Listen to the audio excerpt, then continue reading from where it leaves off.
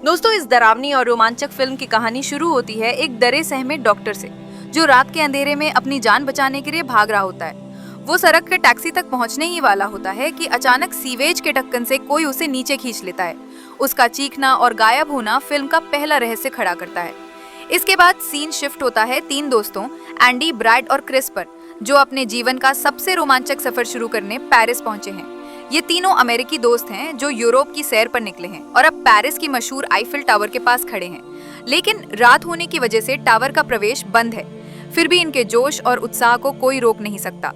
Andy, जो group का सबसे नटखट और साहसी है, आईफिल टावर पर चढ़ने का फैसला करता है। उसका मकसद है अपनी बहादुरी का सबूत देना। वो बंजी जंपिंग की तैयारी शुरू करता है, जिसे देखकर ब्रैड और क्रिस उसे रोकने की कोशिश करते हैं, लेकिन एंडी जिद्दी है और उनकी एक नहीं सुनता।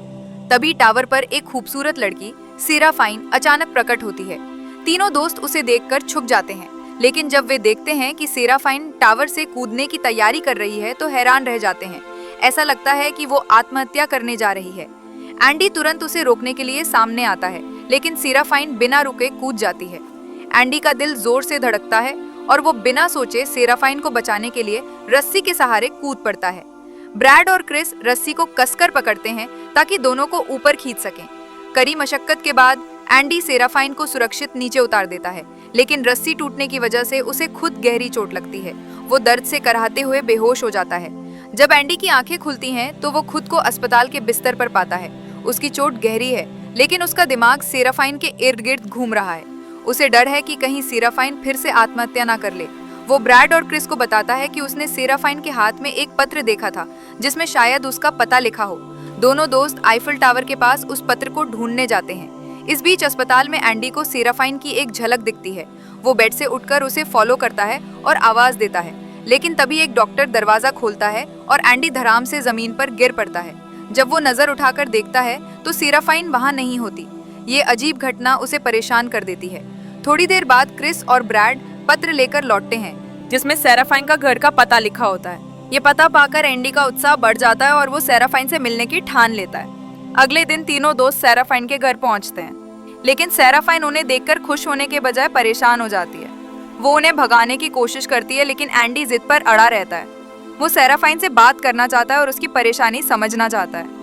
सेराफाइन एंडी की जिद देखकर उसे अगले दिन मिलने का वादा देती है और उन्हें वहां से रवाना कर देती है। वादे के मुताबिक अगले दिन एंडी और सेराफाइन एक डेट पर जाते हैं।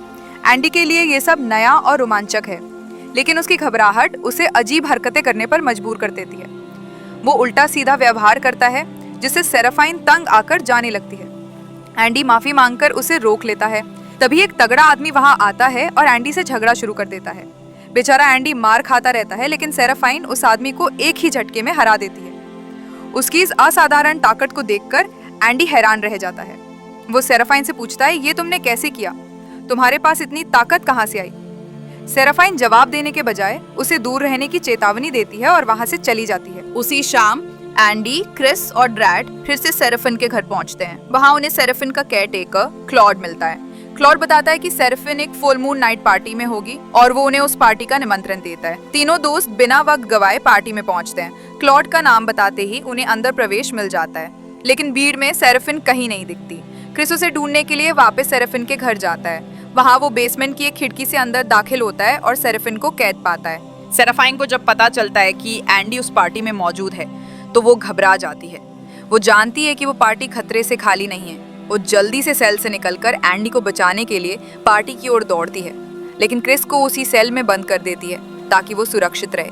सेराफाइन पार्टी में पहुंचती है और एंडी को एक गुप्त रास्ते से बाहर ले जाने की कोशिश करती है। क्लॉड और ब्रैड उनका पीछा करते हैं। इधर क्रिस अपने दिमाग का इस्तेमाल करके अपने कपड़ों से रस्सी बनाता है और चाबी को खींचकर सेल से बाहर निकलता है, लेकिन तभी उसे एक पर्दे के पीछे से डरावनी आवाज सुनाई देती है। जैसे ही वो पर्दा हटाता है, एक पैर कटा भेड़िया उस पर हमला करता है। क्रिस किसी तरह जान बचाकर भाग निकलता है। पार्टी में पूर्णिमा की रात का असर शुरू होता है। लोग धीरे धीरे वेयरवुल्फ में बदलने लगते हैं। सेराफाइन भी भेड़िए का रूप ले लेती है और उसी गुप्त रास्ते में दाखिल होती है जहाँ से एंडी गया था। क्लब में भेड़िए इंसानों पर हमला शुरू कर देते हैं। क्लॉड मेन गेट बंद कर देता है, जिससे कोई बाहर ना निकल सके। लोग जान बचाने के लिए इधर उधर भागते हैं, लेकिन भेड़िए उन्हें अपना शिकार बना लेते हैं। ब्रैड गुप्त रास्ते में एंडी को ढूंढने जाता है, लेकिन उसका सामना एक भेड़िए से होता है। भेड़िया उसे जख्मी कर नदी में बहा देता है। उधर एंडी भी एक भेड़िए का सामना करता है। वह आयरन रॉड से उस पर हमला करता है और भागने की कोशिश करता है, लेकिन भेड़िया फिर से उसका पीछा करता है। एंडी एक छोटे से छेद में छुपने की कोशिश करता है, लेकिन भेड़िया उसका पैर पकड़ लेता है। दर्द सहते हुए एंडी किसी तरह बाहर निकलता है, लेकिन गहरे जख्मों के कारण वह बेहोश होकर गिर पड़ता है। जब एंडी की आंखें खुलती हैं तो वो खुद को सेराफाइन के घर में पाता है। सेराफाइन नीचे किचन में उसके लिए एक खास स्मूदी तैयार कर रही होती है जो इंसानों के दिल से बनी होती है। क्रिस खिड़की से ये सब देखता है और एंडी को तुरंत भागने के लिए कहता है। तभी सेराफाइन आती है और एंडी को सच्चाई बताती है। वो कहती है कि उसे वेयरवुल्फ ने काटा है, जिसके कारण वो भी जल्द ही वेयरवुल्फ बन जाएगा। एंडी को इस बात पर यकीन नहीं होता। तभी सेराफाइन की माँ, जो पहले ही मर चुकी थी, वहाँ प्रकट होती है। ये देखकर एंडी डर जाता है और खिड़की से कूदकर भाग निकलता है। क्रिस उसका पीछा करता है, लेकिन क्लॉड उसे पकड़ लेता है। एंडी उस क्लब वाली जगह पर जाता है जहाँ उसे कई इंसानों के शरीर के टुकड़े मिलते हैं, लेकिन किसी का भी दिल नहीं होता। उसे पता चलता है कि ब्रैड भी मर चुका है। पुलिस एंडी को पूछताछ के लिए ले जाती है, लेकिन उसकी बातों पर कोई यकीन नहीं करता। पुलिस एक डिटेक्टिव को उसके पीछे लगा देती है। इस बीच एंडी के शरीर में बदलाव शुरू हो जाते हैं। एक रेस्तरां में वो जानवरों की तरह खाना खाता है। वहाँ उसकी मुलाकात एमी नाम की लड़की से होती है जो उसे पसंद आती है, लेकिन खाने की थाली में उसे ब्रैड का चेहरा दिखता है, जिससे वो डरकर चिल्लाने लगता है। वॉशरूम में उसे ब्रैड की आत्मा दिखती है जो कहती है कि जब तक वो भेड़ियों को खत्म नहीं करेगा उसकी आत्मा भटकती रहेगी। एंडी अब समझने लगता है कि उसकी जिंदगी सामान्य नहीं रही। एंडी एमी को लेकर एक कब्रिस्तान जाता है जहां दोनों अंतरम होने लगते हैं, लेकिन डिटेक्टिव उनकी निगरानी कर रहा होता है। इस दौरान एंडी के शरीर में बदलाव शुरू होते हैं और वो पानी में कूद जाता है। जब वो बाहर निकलता है तो वो पूरी तरह वेयरवुल्फ बन चुका होता है। एमी डरकर एक कमरे में छुप जाती है, लेकिन डिटेक्टिव के कुत्ते की परछाई को भेड़िया समझकर बाहर निकल आती है। डिटेक्टिव उसे बचाने की कोशिश करता है, लेकिन भेड़िया दोनों को मार देता है। अगली सुबह एंडी बिना कपड़ों के पुलिस और मीडिया के सामने होता है।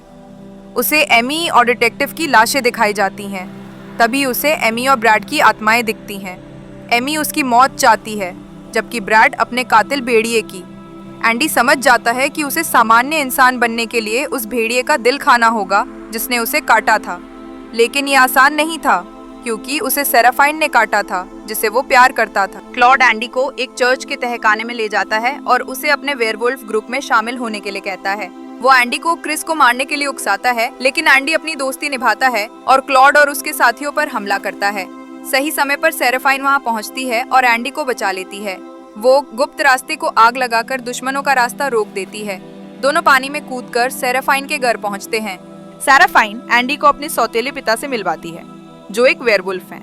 वो बताती है कि उसके पिता एक डॉक्टर थे जिन्होंने उसे बचाने के लिए एक प्रयोग किया था, लेकिन वो प्रयोग गलत हो गया और वो वेयरवुल्फ बन गई। गुस्से में उसने अपने पिता के पैर काट दिए और माँ को मार डाला।